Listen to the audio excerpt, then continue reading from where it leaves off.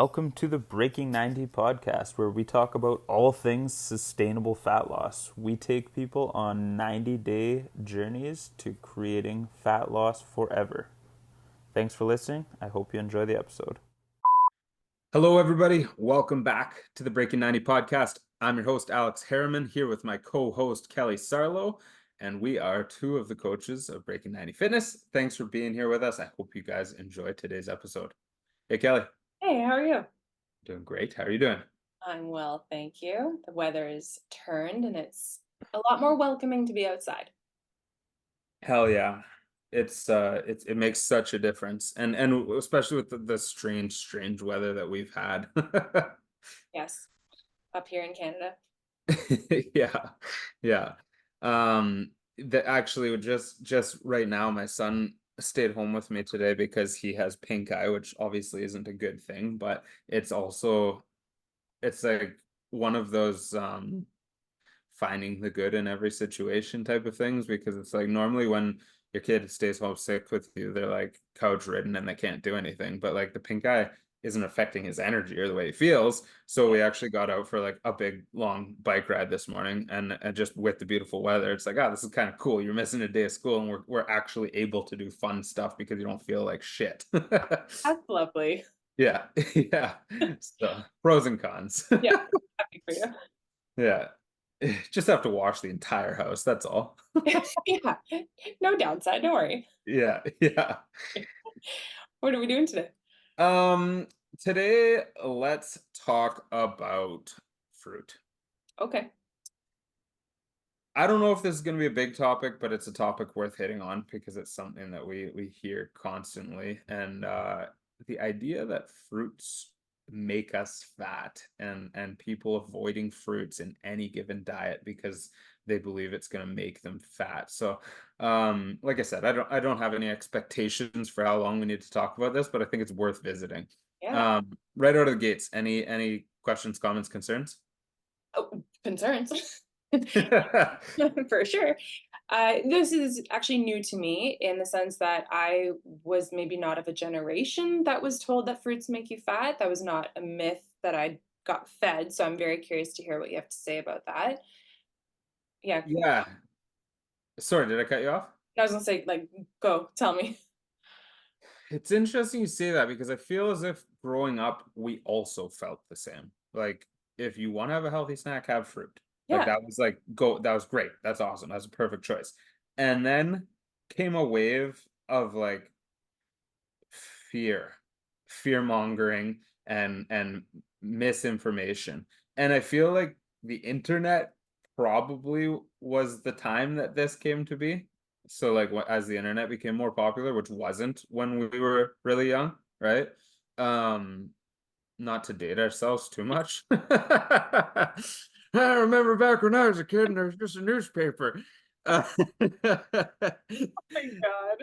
um, but anybody can post anything on the internet, Yeah. and something that's really important to realize is that people post things on the internet with the intention of you clicking it and you following it, whether or not they actually believe it. Like that's clickbait, guys. It's designed to get you to where they want you to go. Yeah. Hey, here's the 5 foods that you absolutely need to avoid in order to lose fat. Like, even if that person doesn't believe that, if they can get you to click that, they're winning because they're getting you one step closer to whatever their end goal is: selling a product, selling a service, getting you to read an article, leading you to a different page. Whatever the intention of that is often created through a clickbait opportunity. Clickbait very rarely is truth.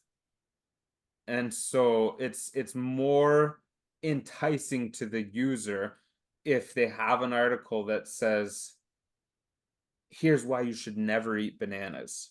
Mhm. Because it's like it sticks out to somebody and they're like, holy shit, why should I never eat bananas? Rather than being like, this is the fruit that's best for you. People are gonna be like, nah, don't care. So it has to be polarizing. It has to be that type of stuff. So I think that's part of it.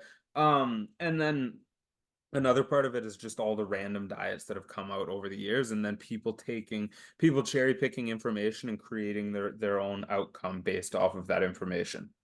True. Okay, so correct me if I'm wrong, because I also feel like some marketing company did a fantastic job of vilifying carbs.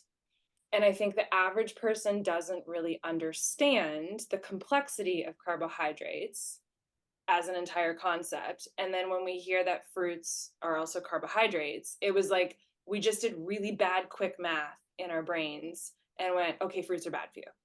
Yeah, I think like one person did, and then the general public took that even further because I would say a good chunk, I don't know what percentage, but a good chunk of the consumers don't even realize that fruits are a carbohydrate, Mhm. right? But somebody somewhere along the line was like, carbs are bad, fruits are all carbs, carbs should be eliminated. That telephone game continues, and the end user's like, fruits should be eliminated. That's what I got out of this message, even without even realizing that they are a carb. Love the telephone analogy. And so just before I get off of the media topic, like understand that every documentary you watch on TV, every article you read on the internet, for the most part has cherry-picked information because it's more exciting media. Mm. Like all of the Netflix documentaries, the game changers, all of those nutrition documentaries have some good and some ridiculous in them because they have to make it exciting media. They can't tell you that eating a mostly whole food based diet with limited amounts of junk food and some protein and a small portion of your calories coming from this side of the things like that's not exciting TV. That's why they don't do it. So it's easier for them to be polarizing and say we took all of these people, fed them only vegan diets, and they all became healthier as a result. They don't get into the fact of what that person was eating beforehand. That person could have only been eating shit food beforehand. Of course they feel better now that they're just eating vegan whole food diet. Would they feel worse adding in chicken breasts? Probably not, but that's not what the show is going to get into. They're not going to cover that part. They're just going to say this is where they were, this is how they felt, switch to vegan whole food, this is how they feel, this is where they are now. And it make then they take that information and say this is why meat's bad for you. Mhm.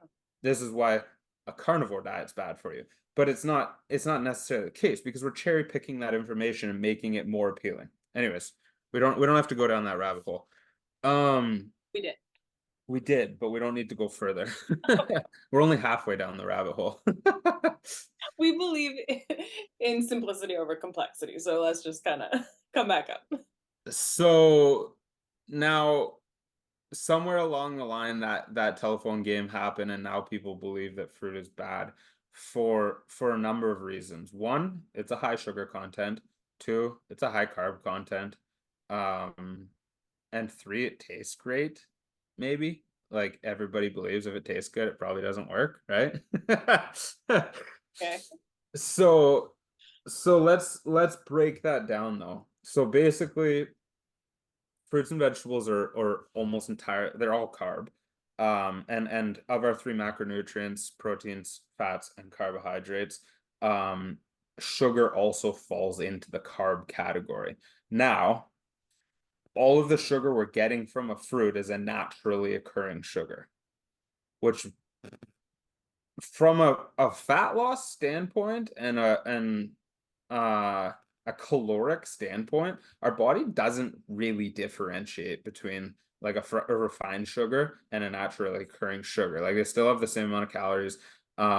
It's sugar's still sugar in that sense, but our body's able to utilize it better. It's going to leave us feeling better. It's going to leave us feeling more full. And the major pro to this is it's not nearly as hyper palatable as a refined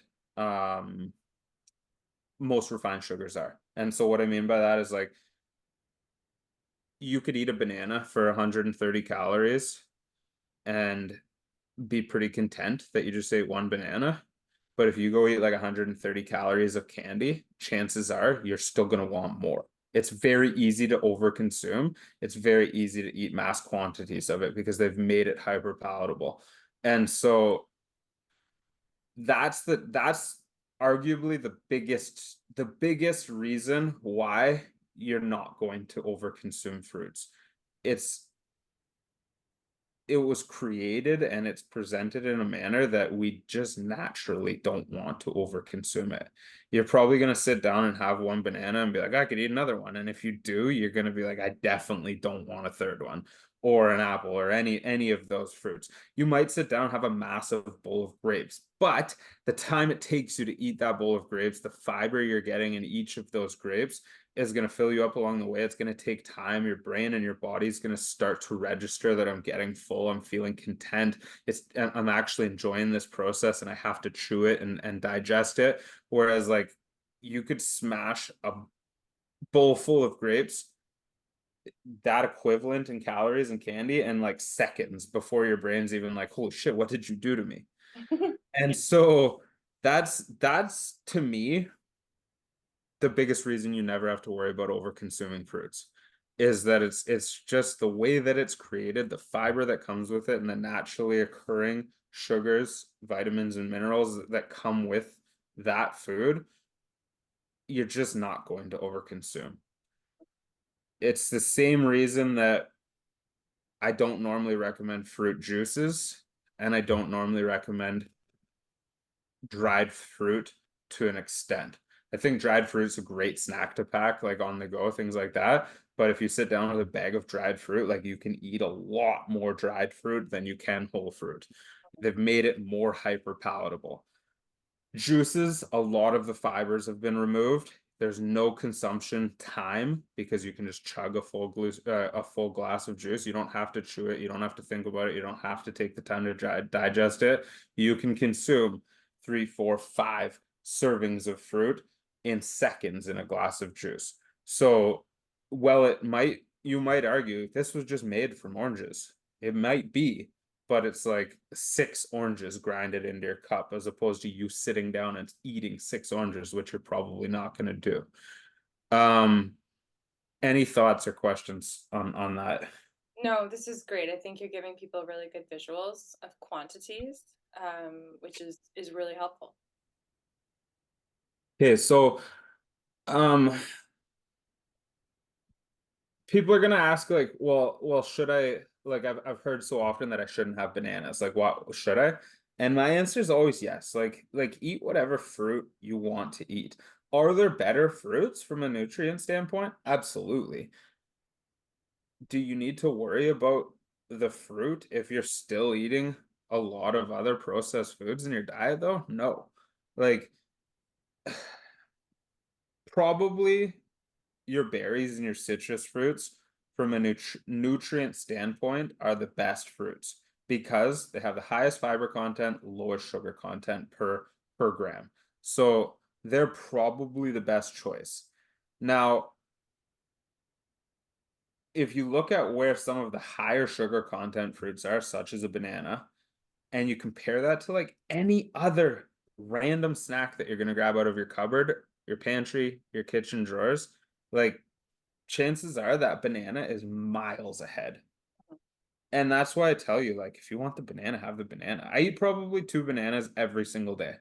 There's days where I might only have one, but like, there's not days that go by that I don't eat bananas. So if you want bananas, eat the bananas. They're gonna they're gonna leave you feeling so much better than any of those other really quick grab options.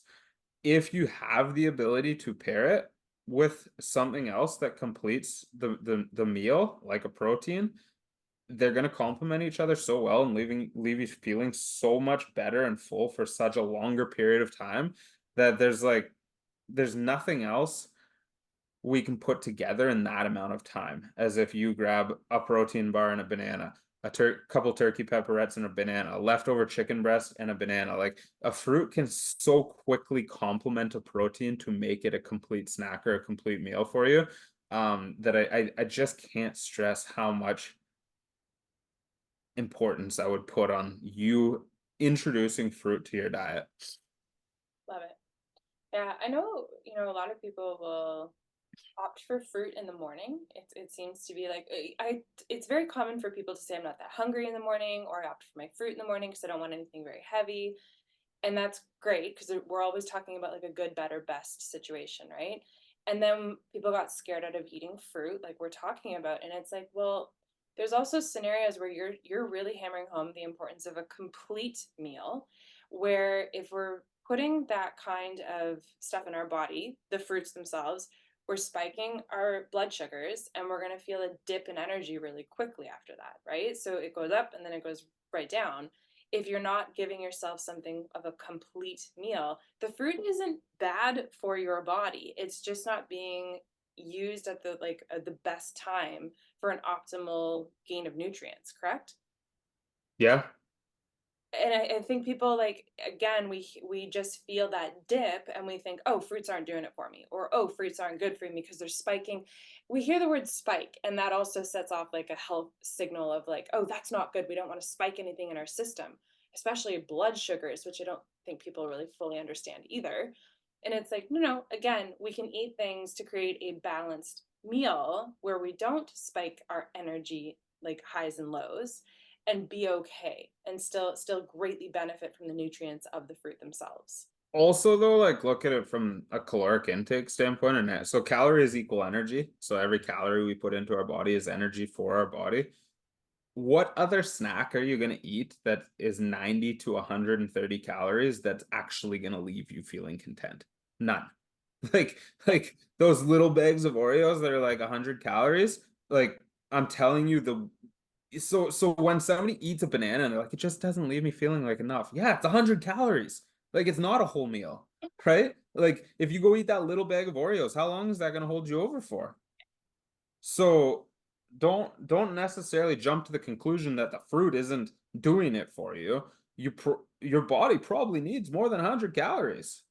Yeah, you're bringing up a really cool point because I feel like when people think about snacks, it's from very different perspectives. And the person who takes the two little Oreos for 100 calories is probably assessing their body going, "Yeah, I have room for a snack. I could eat a cookie." And it's pleasure based. Yeah. Versus the person who actually sits there and goes, "Ooh, I'm hungry. I'm not satiated between meals. I need a snack," is choosing the banana or a more complete like banana and nuts kind of situation, right? Yeah. It's very different approaches. Don't think that you're both looking for the same thing out of your snack. Yeah. Yeah, yeah. Like for me, like a typical snack will range somewhere between like 300 and 500 calories. Now, granted, like I'm a bigger body size than most of the people listening to this, so you may be slightly less than that. But my typical snack range is 300 to 500 calories. If I'm having a piece of fruit, that piece of fruit's going to be between 90 and 140 calories. The remainder of those calories still have to come from somewhere else. So I'm going to use something like yogurt, protein powder, granola, protein bars are often a go-to for me. Like some of my protein bars, I love the Cliff protein bar, but it's 320 calories. So if I have a 320 calorie protein bar with 140 calorie fruit, now I'm sitting at 460 calories of a snack. That's a full snack for me. That's going to leave me feeling good for the amount of time a snack should. Love it. I guess I guess the only thing otherwise that I'd add is like I'm not giving you permission to just make fruits your go-to. I believe in a balance all around. I think we should have fats, we should have carbs, we should have proteins. I think we should have fruits and we should have vegetables. Fruits always taste better than vegetables. Like 99% of the time, if I had the choice, I'm going to take the fruit. The reason that we have so many different options and so many different colors is because each one has a different vitamin package that comes with it. Use that to your advantage.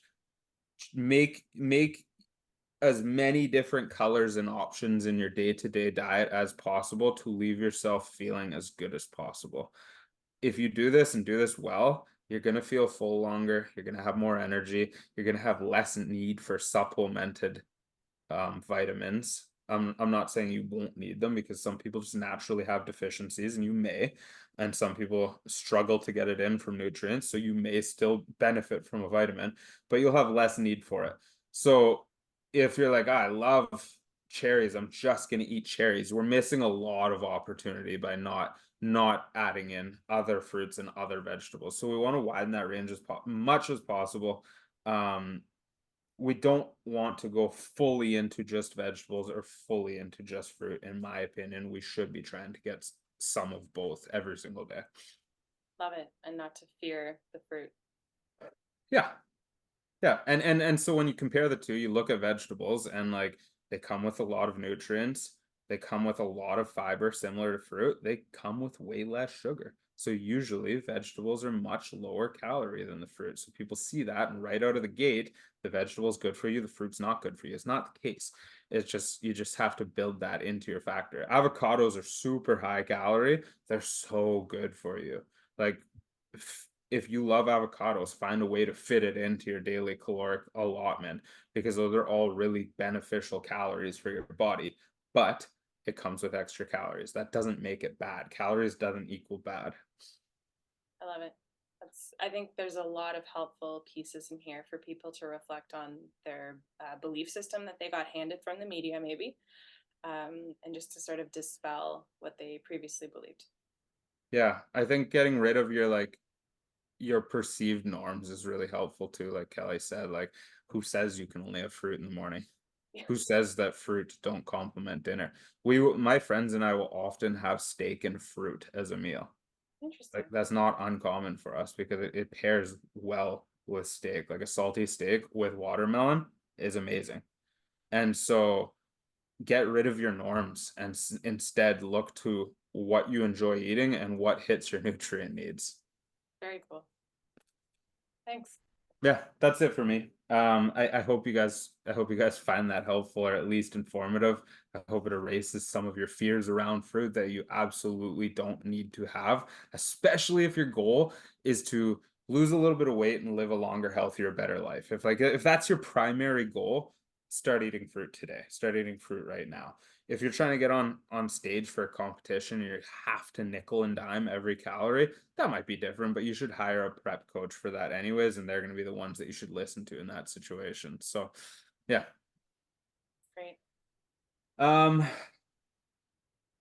I kind of already gave a tip here, but my tip will be when you're struggling, remember that your training and your nutrition don't need to go hand in hand.